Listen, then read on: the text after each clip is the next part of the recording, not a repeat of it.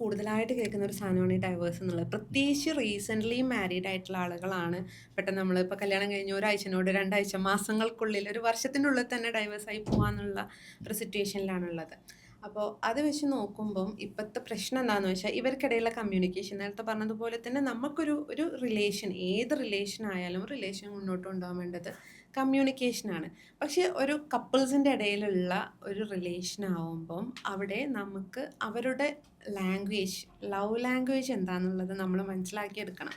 അതായത് എനിക്കുള്ളത് പോലെ ആവില്ല എൻ്റെ ഹസ്ബൻഡിന്, ഞാൻ ആസ്വദിക്കുന്ന കാര്യങ്ങളാവില്ല എൻ്റെ ഹസ്ബൻഡ് ആസ്വദിക്കുന്നുണ്ടാവുക. അപ്പോൾ അത് പരസ്പരം അങ്ങോട്ടും ഇങ്ങോട്ടും മനസ്സിലാക്കണം എന്നുള്ളതാണ്. അത് പല ടൈപ്പ് ലവ് ലാംഗ്വേജ് ഉണ്ടെന്ന് നമുക്ക് പറയാം. അതിൽ ഒന്നാണ് ഇപ്പം സമ്മാനങ്ങൾ ഇഷ്ടപ്പെടുന്ന ആളുകളുണ്ടാവും. നേരെ മറിച്ച് സമ്മാനത്തിലൊക്കെ എന്തിരിക്കുന്നു എന്ന് പറയുന്ന ആളുകളുണ്ടാവും. അപ്പം നമ്മൾ സമ്മാനം ഇഷ്ടപ്പെടുന്ന ഒരാൾക്കും ഇഷ്ടപ്പെടാത്ത ഒരാൾക്കും കൊടുക്കുമ്പം രണ്ട് എഫക്റ്റാണ് നമുക്ക് കിട്ടുക. അപ്പം നമ്മുടെ ഭാര്യ അല്ലെങ്കിൽ ഭർത്താവ് ഇങ്ങനെ ഇഷ്ടപ്പെടുന്ന ആളാണോ അല്ലേ എന്നുള്ളത് നമ്മൾ കണ്ടെത്തണം. അപ്പോൾ സമ്മാനങ്ങൾ ഇഷ്ടപ്പെടുന്ന ഒരാളാണെങ്കിൽ നമ്മൾ അവർക്ക് വലിയ വലിയ സമ്മാനങ്ങളൊന്നും വേണ്ടില്ല, സർപ്രൈസ്ഡ് ആയിട്ട് ചെറിയ ചെറിയ, ഇപ്പോൾ ഒരു മിഠായി ആണെങ്കിൽ പോലും അവർ പറയാതെ നമ്മൾ വാങ്ങിച്ചു കൊടുത്തു കഴിഞ്ഞാൽ അത് അവർക്ക് ഭയങ്കര ഹാപ്പി ആയിരിക്കും. അതുവരെയുള്ള എല്ലാ സ്ട്രെസ്സും കാര്യങ്ങളും പോകാൻ അവർക്ക് അത് മതിയാവും. മറ്റു ചിലർക്ക് അത് വാക്കുകളാണ്.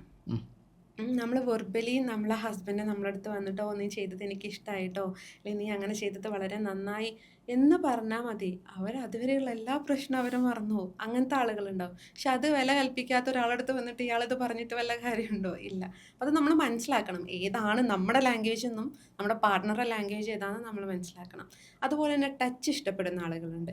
ദൂരെ നിന്ന് ഇങ്ങനെ നിന്റെ ഇഷ്ടപ്പെട്ടു എന്നൊന്നും പറയുന്നതിന് പകരം അടുത്ത് വന്നിരുന്നിട്ട് നമ്മളെ ഒന്ന് കയ്യിലൊക്കെ പിടിച്ചിട്ട് നമ്മൾ എന്ത് പ്രശ്നമായാലും എല്ലാം നമ്മുടെ അടുത്ത് സംസാരിച്ചാൽ അത് സോൾവ് ആവുന്ന, അല്ലെങ്കിൽ അത് ഭയങ്കരമായിട്ട് ഇഷ്ടപ്പെടുന്ന ആളുകളുണ്ട്. ഇങ്ങനെ പല ടൈപ്പ് ലവ് ലാംഗ്വേജുകളുണ്ട്. അപ്പം അതുപോലെ നമ്മൾ ഒരു വർക്ക് ചെയ്യുമ്പം നമ്മളെ കൂടെ വന്നിന്ന് ചെയ്യുന്നത് ഇഷ്ടപ്പെടുന്ന ഒരുപാട് ആളുകളുണ്ടാവും. ഇപ്പം ഹസ്ബൻഡുമാരോ അല്ലെങ്കിൽ പൊതുവെ വർക്ക് ചെയ്യുന്നത് ലേഡീസ് ആയതുകൊണ്ട് പറയാണ്, ഇപ്പോൾ ഹസ്ബൻഡുമാർ കിച്ചണിലേക്ക് കയറി ഞങ്ങൾ ഇവിടെ കയറണ്ട കേട്ടോ പണി ഇരട്ടിയാവും എന്ന് പറയുന്ന ആളുകളും ഉണ്ടാവും. ചിലർക്ക് അത് കൂടെ നിന്ന് വന്നിരുന്നിട്ട് കൊടുത്താൽ മതിയോ? അവിടെ നിന്നൊടുത്ത് ചിലപ്പോൾ അവിടെ നമ്മളടുത്ത് സംസാരിച്ചാൽ മതി, പണിയൊന്നും എടുക്കണ്ട. അവർ ആ ചെയ്യുന്നതിൻ്റെ അടുത്ത് വന്നിരുന്ന് നമ്മൾ എന്തെങ്കിലുമൊക്കെ ഒന്നെങ്കിൽ ഒരു ഗ്ലാസ്സോ പ്ലേറ്റോ അങ്ങോട്ടോ ഇങ്ങോട്ടോ എടുത്ത് വെച്ചാൽ മതിയാവും. അത് അവർക്ക് ഭയങ്കര ഇതായിരിക്കും.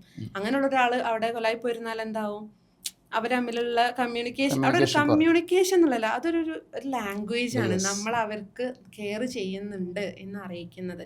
അതിപ്പോൾ നമ്മൾ റീലിലൊക്കെ കണ്ടിട്ട് അതുപോലെ എൻ്റെ ഹസ്ബൻഡിനോട് പോയി പറഞ്ഞിട്ട് ഒരു കാര്യമില്ല.